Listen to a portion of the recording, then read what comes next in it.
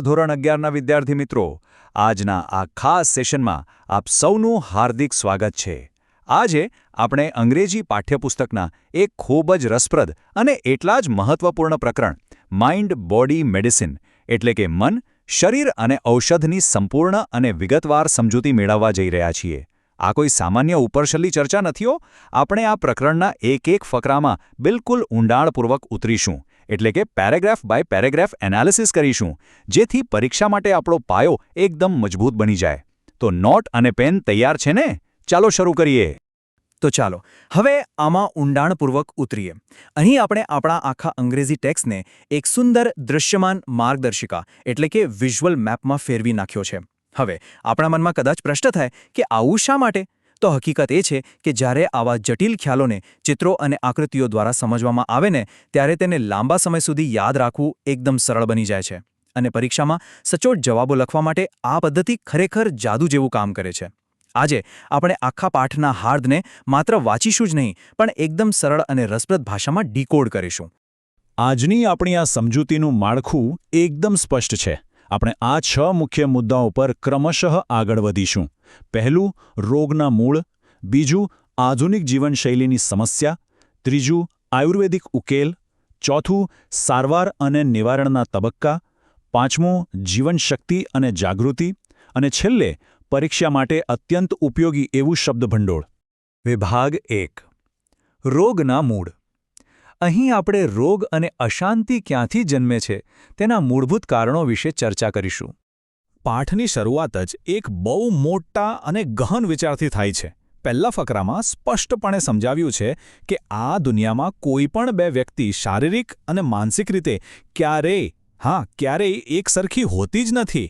જરા વિચારો, શું આપણા ક્લાસમાં કોઈ બે મિત્રો એકદમ સરખા છે? ના.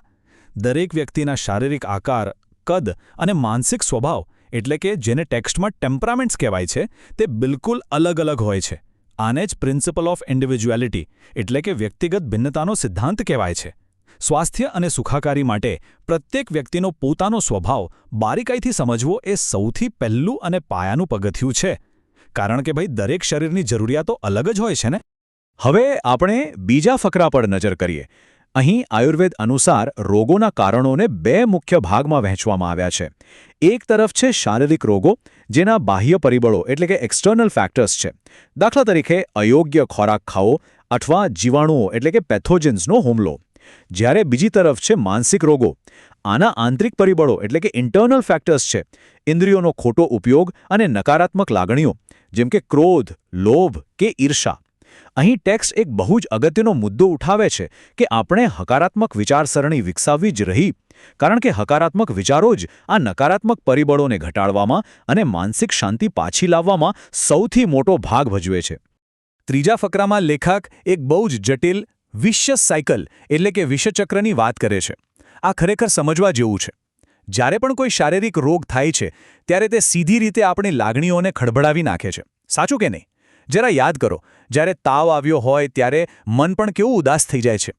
આ અશાંતિ આપણી ઇન્દ્રિયોને નબળી પાડે છે અને હૃદય તથા ચેતાતંતુઓ એટલે કે નર્વસ સિસ્ટમ પર ભારે તાણ લાવે છે. પરિણામે પાચનની અને બીજી નવી શારીરિક અને માનસિક સમસ્યાઓ ઊભી થાય છે. આ એક એવું લૂપ છે જે સતત ચાલ્યા જ કરે છે. શારીરિક અને માનસિક રોગો હંમેશા એકબીજા સાથે જોડાયેલા હોય છે. તેમને ક્યારે સાવ અલગ ન પાડી શકાય. વિભાગ 2. આધુનિક જીવનશૈલીની સમસ્યા. આજના સમયની સૌથી મોટી વિડંબના શું છે તે આપણે હવે જોઈશું. ચોથા અને પાંચમા ફકરામાં આધુનિક જીવનશૈલીનો એક મોટું પેરેડોક્સ એટલે કે વિરોધાભાસ રજૂ કરવામાં આવ્યો છે. જુઓ, આધુનિક વિકસિત વિશ્વમાં આજે આપણી પાસે પૂરતો ખોરાક છે, સારા કપડાં છે, રહેવા માટે પાકા મકાનો છે. એટલે આપણે મોટાભાગના શારીરિક રોગો અને મહામારીઓથી તો બચી ગયા છીએ. છતાં આજે માનવજાતની મુખ્ય સમસ્યાઓ શારીરિક નથી પણ મનોવૈજ્ઞાનિક છે.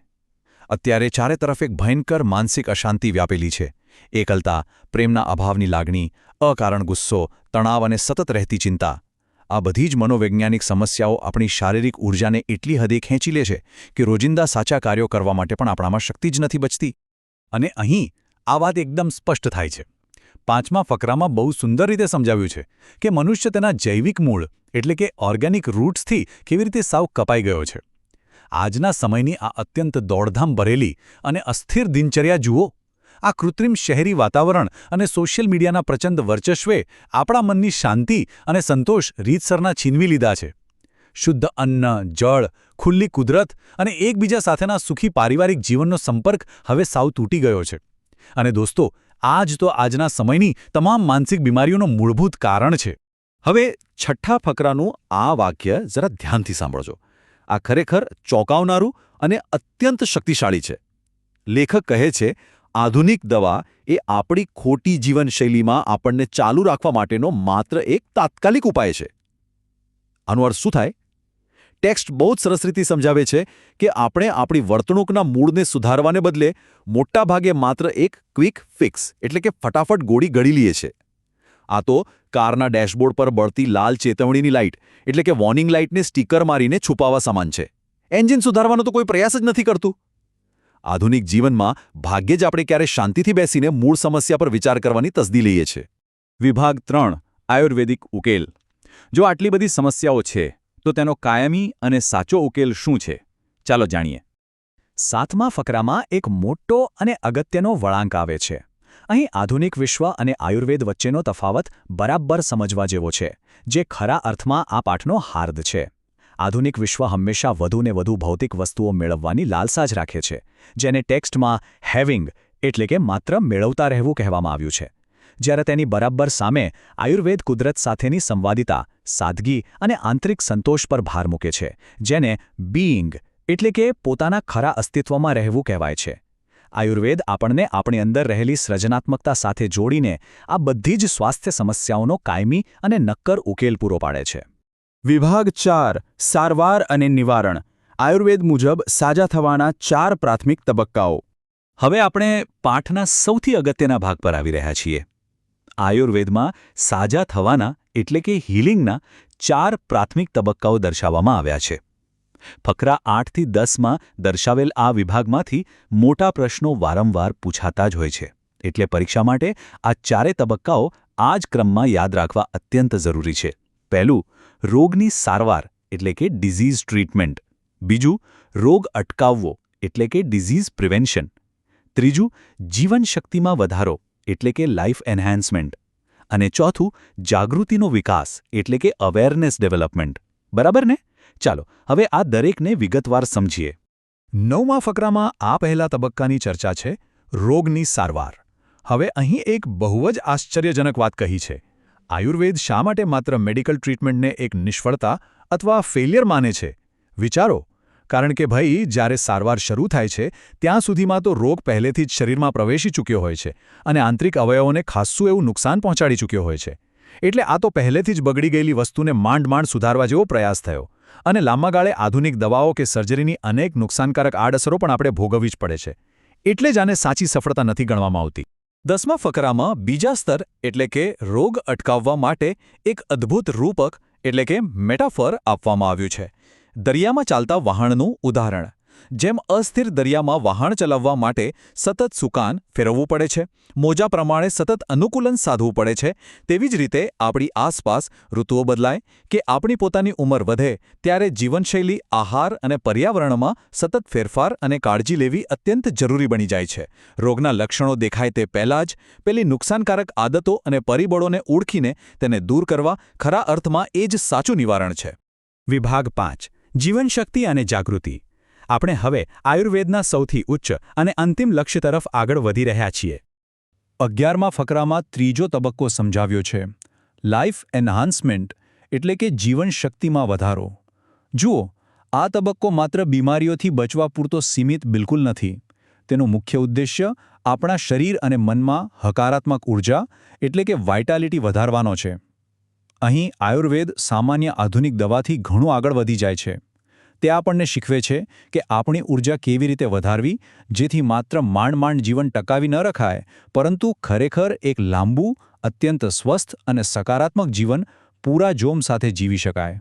અને હવે ચોથો અને અંતિમ તબક્કો જે 12મા ફકરામાં વર્ણવેલ છે, જાગૃતિનો વિકાસ એટલે કે અવેરનેસ ડેવલપમેન્ટ.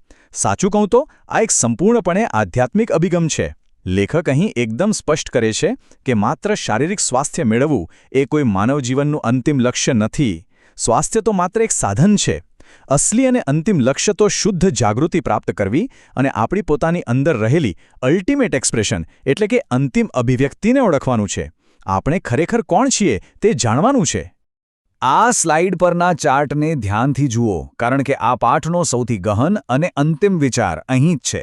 હકીકત એ છે કે જેમ જેમ સમય પસાર થાય છે, વૃદ્ધાવસ્થામાં શરીર અને મન નબળા પડવાના જ છે. તેનું પતન એટલે કે ડિક્લાઇન નિશ્ચિત છે. તેને કોઈ રોકી શકવાનું નથી. પરંતુ જાગૃતિ એટલે કે અવેરનેસ એ કેવળ એવી વસ્તુ છે જે મૃત્યુ સુધી અકબંધ રહે છે. અને એટલું જ નહીં, તે સમય સાથે સતત વધતી રહે છે.